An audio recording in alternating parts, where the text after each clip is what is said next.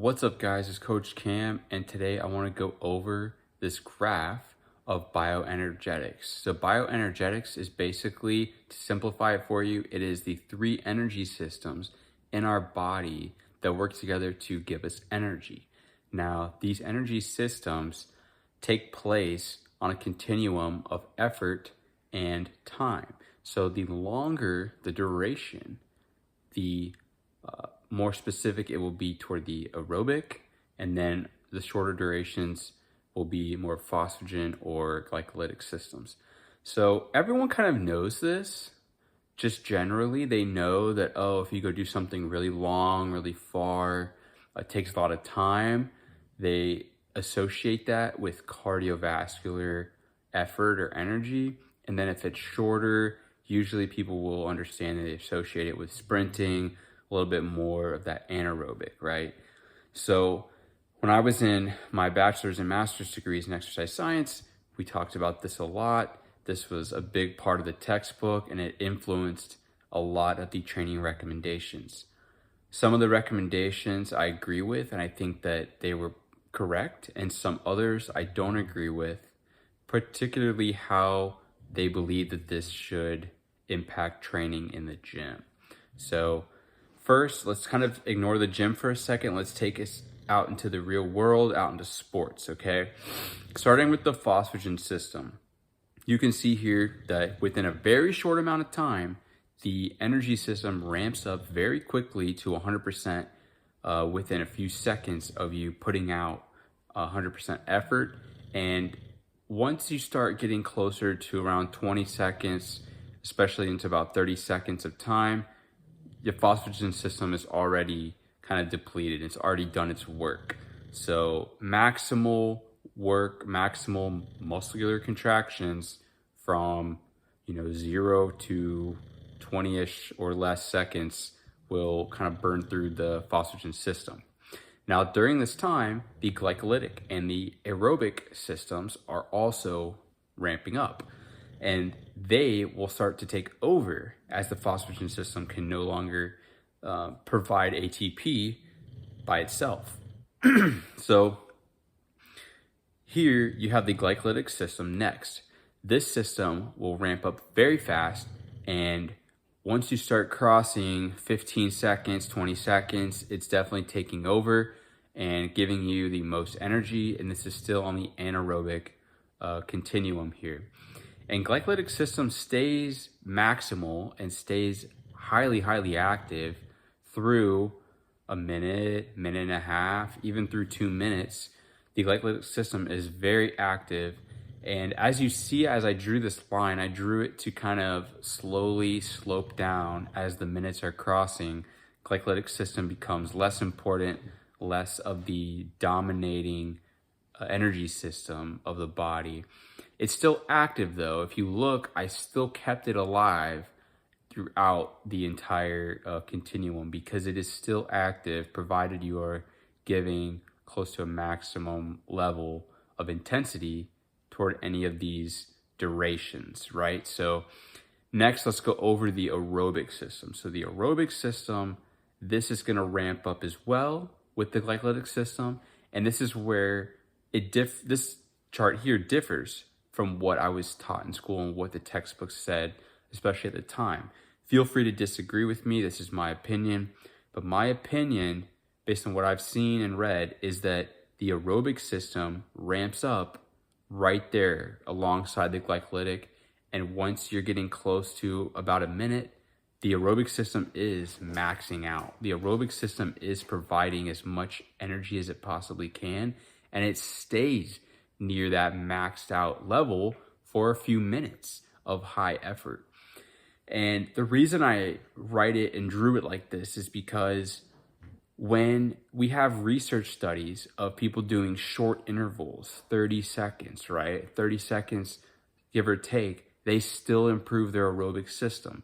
Now that's kind of hard to measure, right? Because in whatever modality they're measuring the aerobic system, there's also going to be neuromuscular gains and neural pathway gains, which just means your brain, spinal cord, and your muscles are able to move in a motor pattern more efficiently.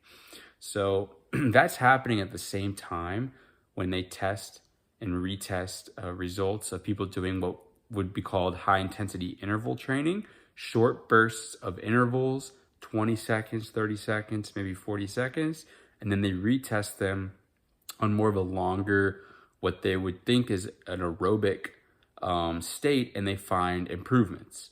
So training with a high intensity, short duration gets you the same results that you would with multiple bouts of 30, 40-minute sessions. This has been shown in the research dozens of times. So that's why I believe that the aerobic system also gets maxed out around the 30 seconds to a minute mark, and then continues to be the prime deliverer of energy throughout up to, I have on here 2 hours, and even I just broke the graph, drew a little broke sign, went all the way to 2 and 3 hours, just to give you a better idea. Now notice how the line for the aerobic system also drops down as you approach 40 minutes, 50 minutes, an hour, 2 hours, 3 hours. This is because the aerobic system is now at such a low intensity. It's being called upon so minimally to assist you in doing something so low in intensity and so long in duration that it's not being trained optimally. It's not being recruited maximally. So when you hear people going for an hour run, 2 hour runs, 3 hour cycles, this is such a low intensity on the chain that personally I believe it's not improving your fitness that much, because it's so low. It's not enough to stimulate adaptations. And I know a lot of people think the low intensity work is really amazing and that it stimulates all these special adaptations. Well, I do not believe that. From what I've seen, if you're in that middle ground of intensity and duration, like what I showed here, kind of between the 30 seconds to 2 minutes, doing repetitions of hard, intense work, that you are maximizing all of the anaerobic and aerobic parts of the chain of energy. This chart helps you understand how you should train for your sport. So think about how much intensity you have to bring to your sport and for how long. So think of a baseball player. They have to sprint for what? 5 seconds, maybe 10 seconds. They're definitely contributing to that phosphagen system. And they're not really getting into glycolytic, and they're not really getting into aerobic. So if you're a baseball coach or you play baseball, it's in your best interest to stay in the phosphagen system with your sport training. I'm not talking about the gym. I'm talking about on the field, your conditioning type work. Stay in that phosphagen system, work on max speed, work on being able to run to the base as fast as you can, hit the ball as hard as you can. So that's baseball. Football, similar, right? It's about 5 seconds per play, and then they rest for like 30 seconds. So again, it's max speed. This is max force output, and then you rest. So I would spend way more time in that range in maximum speed than I would trying to work on running longer distances, trying to have work that goes beyond like 10 seconds of work at a time. Really not specific at all. And I'm not talking about the gym, I'm talking about on the field.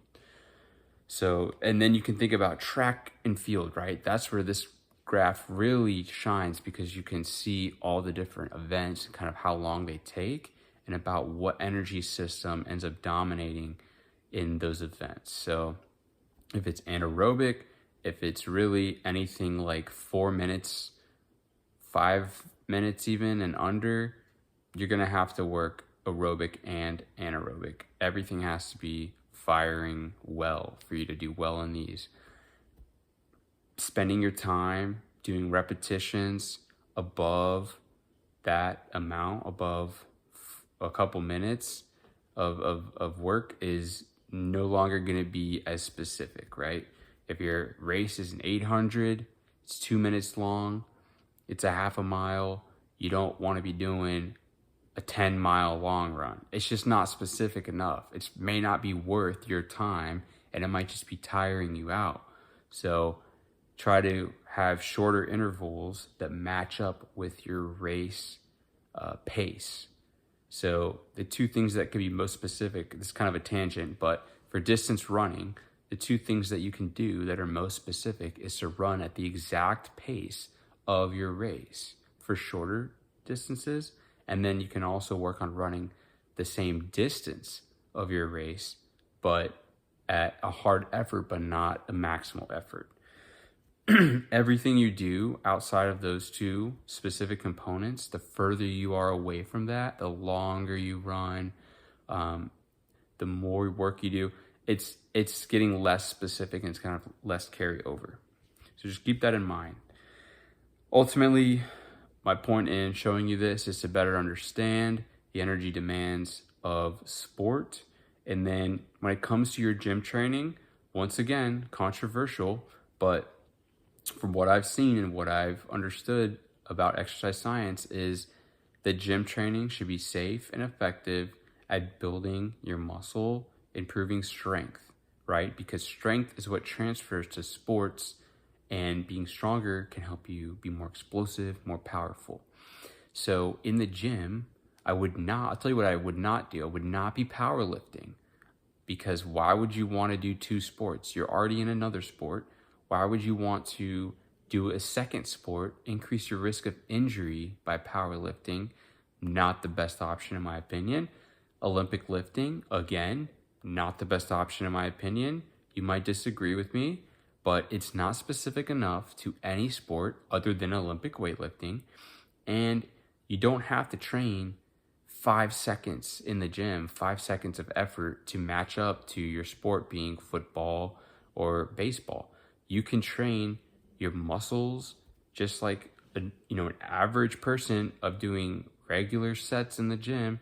I recommend doing weights lifting slow and controlled for anywhere from 30 seconds to 2 minutes per set and putting forth a maximal effort. That's going to get the most stimulus. And then you can do way less training volume in the gym, and you can take days off and recover, and or you can practice your sport and have more time for that. So I would not be spending multiple sessions in the gym per week in season, maybe like one session a week. And I would be focusing on controlled movements and not anything that would get me injured, because you're already in a sport that has a risk of injury associated with it. That's every sport.